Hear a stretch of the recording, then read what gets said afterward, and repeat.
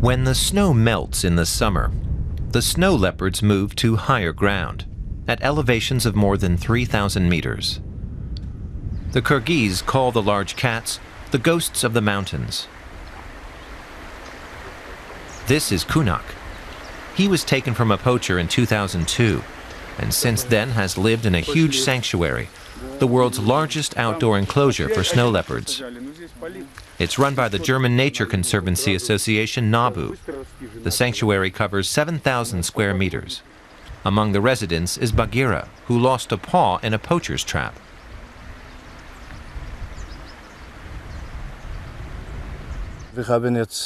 We have 5 snow leopards right now.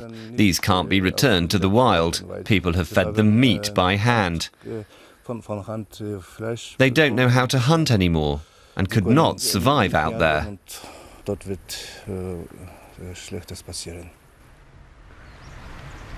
Of all the large cats, snow leopards are the most endangered species. Their pelts are worth tens of thousands of euros on the black market. NABU has been in the forefront of efforts to protect populations of snow leopards. Thanks to NABU, they can live safer lives than even a few years ago. In the mid-1980s, there were known to be at least 1,400 in Kyrgyzstan. Current estimates are much, much lower. There are about 300 snow leopards in all of Kyrgyzstan. That is very few. The herders here say they rarely see any. They are very hard to find.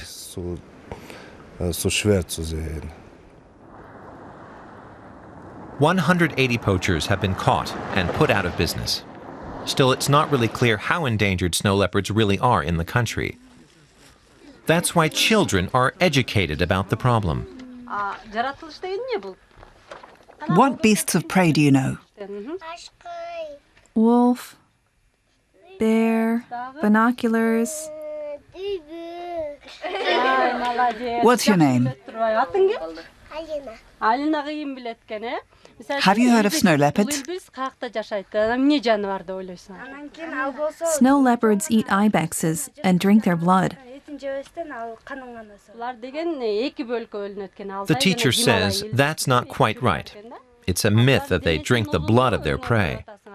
But it is true that they hunt ibexes, wild sheep, and goats. She tells them they needn't be frightened of them because they live high up in the mountains, not down here on the steppes. This meadow is at an altitude of 3,100 meters. Talantbek Bayaliev owns 70 horses. He brings them up here for 2 months each year in the summer. The rest of the year, thick snow covers the ground.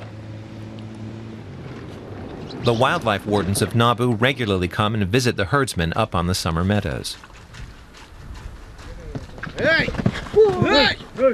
But before the men talk, the mares have to be milked. Every 2 hours, otherwise they will produce less and less milk.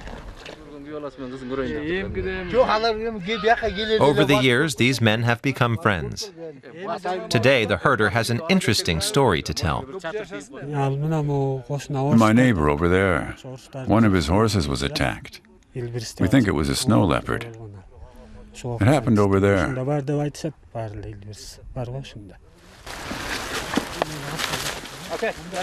The next morning, they set off to take a look. They want to find out what happened. Perhaps it wasn't a snow leopard, but a wolf. They also live in the mountains. It's quite a climb up Kara Moynok mountain. The game wardens were here just a few weeks ago.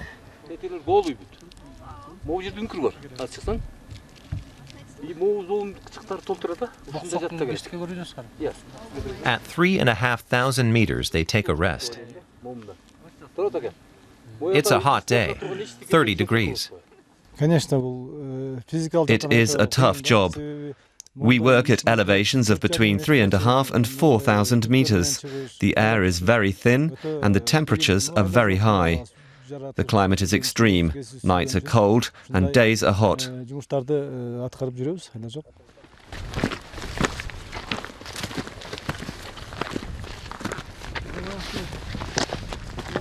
It takes the wildlife wardens 3 hours to reach the spot up near the snow line. These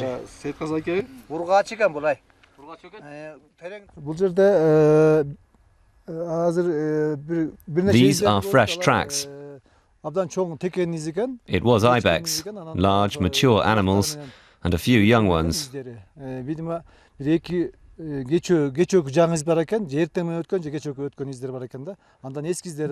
They came from up there and were heading in that direction.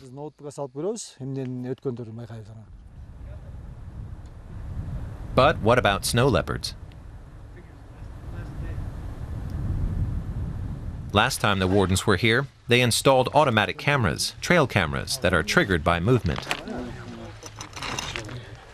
In the past, the results have been interesting.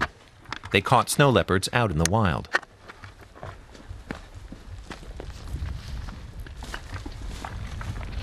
To see the photos, the wardens have to take the memory cards down into the valley and put them into the laptop at the NABU office.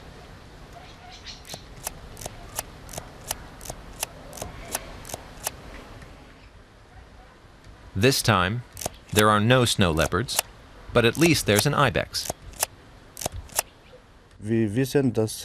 We know that there are snow leopards around here.